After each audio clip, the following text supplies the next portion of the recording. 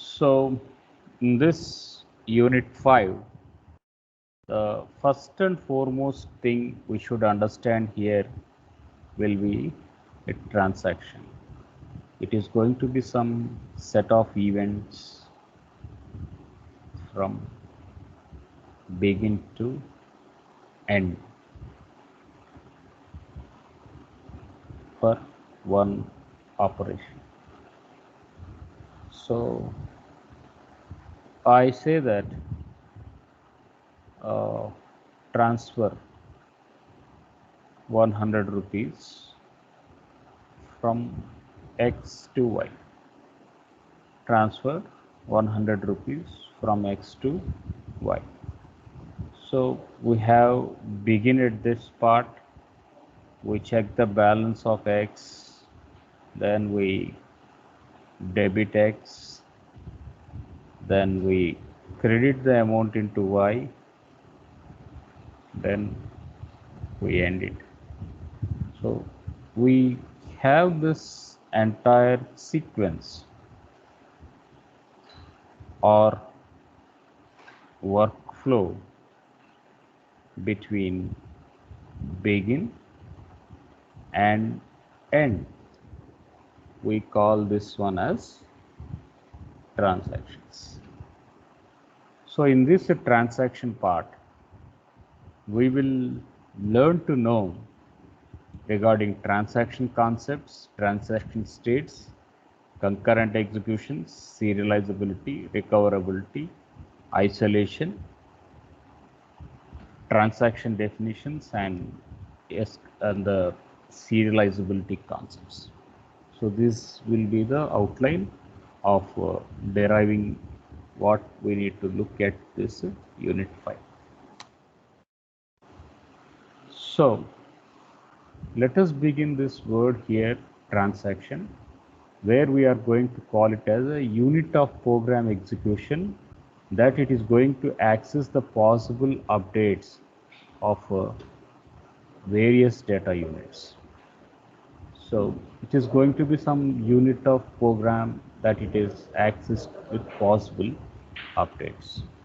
So here is a simple transaction example where some a transfer of 50 rupees must happen from account A to account B.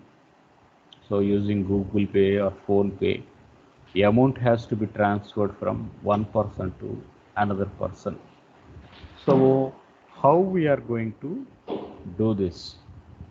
We will first read the transaction from the account A. Then we will deduct the transaction. After deducting the transaction amount of $50, then we will make a write operation. We will make a write operation. Then we will open the B account and see whether the B account is active or not. That is, we say it is read operation. Now to that B, we are going to add some the 50 rupees or $50, whatever call, because we made a transfer from account A to account B. So now the answer has to be stored. For that, we are going to make a write operation. So account A is going to have some 1500. Account B is going to have some 1000. Now we are going to say there was a read operation. Then we deducted some $50 here. So obviously it is 1450. Then this should be stored. Therefore we make a write operation. Now 50 has to be taken up to 1000 and it needs to be updated into the B's account. So again a write operation is going to be scheduled. Now for every transaction we have begin, for every transaction we have end. For every transaction we have begin, and for every transaction we do have end. So right from begin to end, whatever sequence of events, whatever sequence of actions are going to take place, all that content we are going to call as a transaction. All that content we are going to call it as a transaction. So, what will be the main issues that a transaction is not successful? One, we call it as hardware failure, and two, if there are multiple transactions going on at a same interval of time, there may be some overlap which may be in a risk that a transaction may fail. Another case was the hardware device, there was a problem, there was some internet issues. So these are some of the internal transactions which are going to happen without the user's intervention. Then a transaction is going to fail. Otherwise, transaction is going to be successful. Now, when a transaction need to be successful, when the transaction need to be successful, then there are some few requirements which need to be edged out. One, at most one transaction must be done at a time, where we have the requirement for the atomicity. Two, the transactions must be long lasting. The transactions must be long lasting. What do we mean long lasting means? They should be permanent. There should not be any failures to the data. All such aspect that takes care towards the durability requirement. Now, if transaction fails in middle,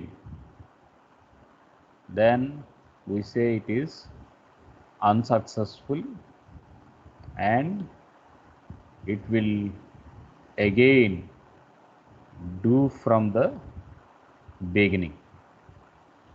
I have 6 steps. At the 5th step, all of a sudden power was lost. All of a sudden the programming was not functioning in my mobile due to some hardware error. Therefore, now that bug has to be fixed. How is that bug fixed means? It is essential to break out with a word called as atomicity. With a word called as atomicity, at any point of time, if there is a failure of a transaction during execution, it will roll back to the previous. It will move to the previous state, not to the next state. So, we say such word here as partial execution, and due to partial execution, it is not affecting the database, and due to partial execution, it is not affecting the database. The next word here was durability. Durability, as mentioned, that the content should be free from failures. The content should be persist.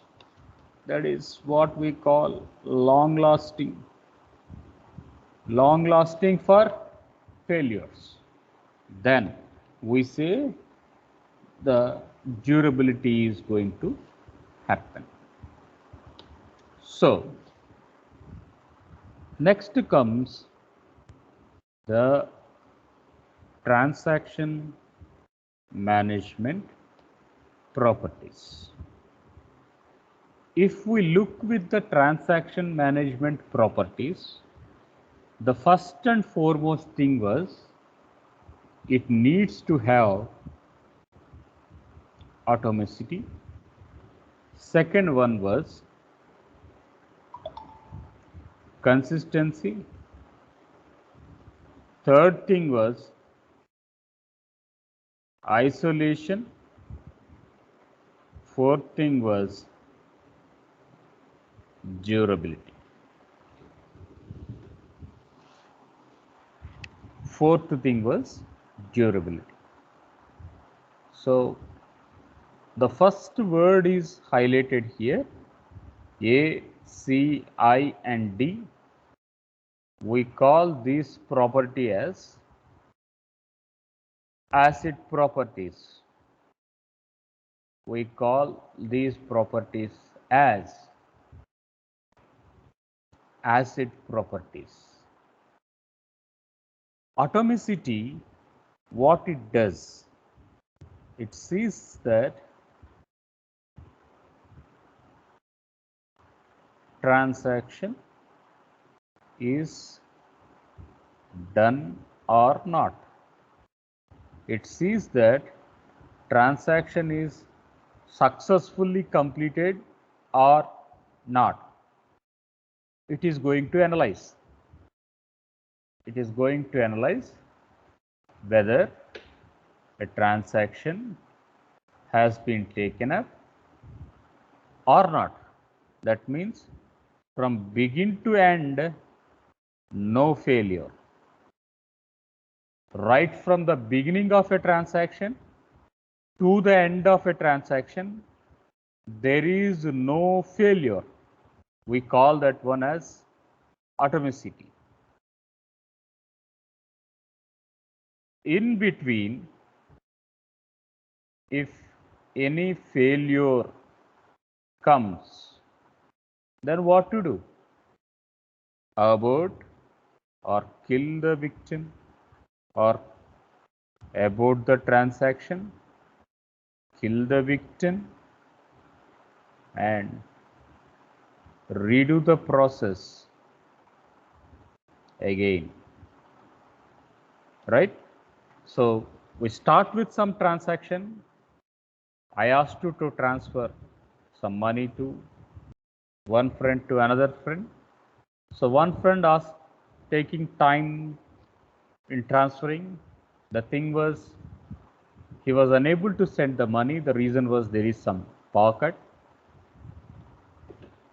But he has initiated the transaction. Now there is a choice. Where was the money? Money is deducted in my account, but money is not included in my friend's account. Where is this money? Is it in the air or is it with the company? What happened to my money? There is nothing to worry. In a couple of seconds, the failure is going to be addressed with the word called as isolation. So using isolation, now, with a word called as atomicity. Using atomicity, we will see that when a failure is going to happen, when there is a partial commit operation, it should be redone and it should be redone and it needs to be taken up from the starting position. So that is the importance or significance of the atomicity. Next comes the consistency. That means change before and change after must reflect the same. Sender and receiver must have the same copy. Then we are going to call that word as serializability. That means I am using my Google Pay and it transferred some 1000 rupees to the shopkeeper, then the shopkeeper shouldn't tell me I didn't receive money. Similarly, without transferring money, I shouldn't say I have transferred, check your PhonePe or Google Pay account. It won't work. So consistency is that my previous values are going to be updated with the amount it was deducted. New value will rise. The amount which was deducted will go to the sender, and sender database is also going to be updated. After it was done, then it understood that before and after the copies are going to be preserved, are going to be saved. What will we keep a word for this long sentence? We call here as a consistency. Next word we are going to call here as a isolation.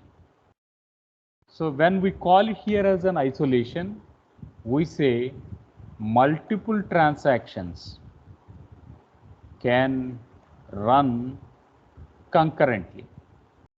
Multiple transactions can run concurrently. Then we are going to say that word here as a isolation.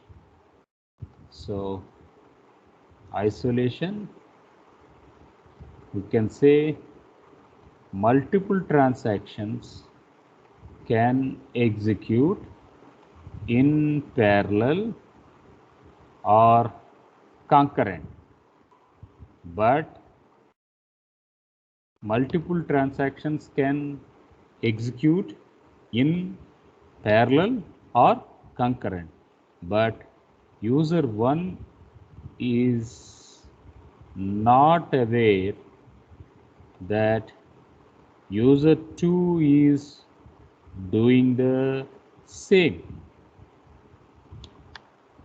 I update the database, my friend update the database, and I don't know whether my friend updated or not. Similarly, whether my friend doesn't know whether I update or not. Who knows it? Where the server is deployed, where the software is located. At that point of time only it is going to be effective.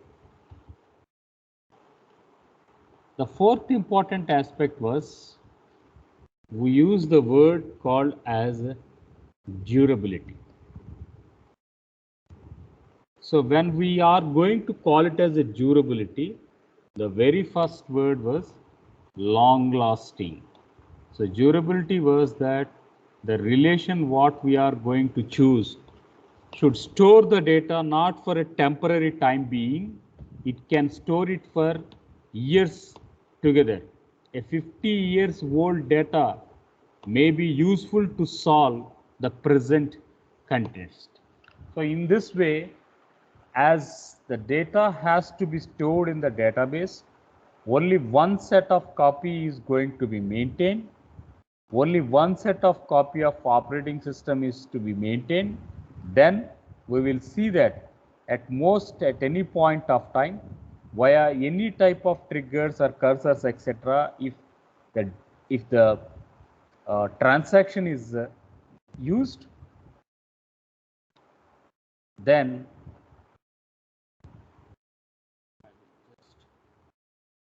put these definitions here.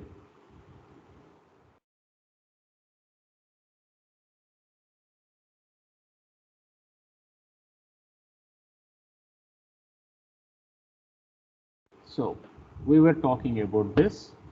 One, we call it as ACID properties, that is atomicity. 2, consistency. 3, isolation. 4, durability.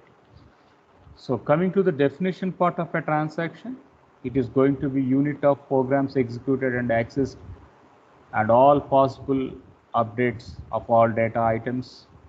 It sees that all the transactions, all the operations in the transactions are properly taken up in the database. Yes or no, it is taken up. And consistency is that execution of a transaction in isolation preserves the consistency, that is multiple users are doing in concurrent and one user is not aware of another user. So where it is mimicking the concept, we call here as a isolation. And the transactions what we are going to save, they should be persisted, they should have free from system failures. So we should have to stores for years data. We call that word as durability. So this is all for today.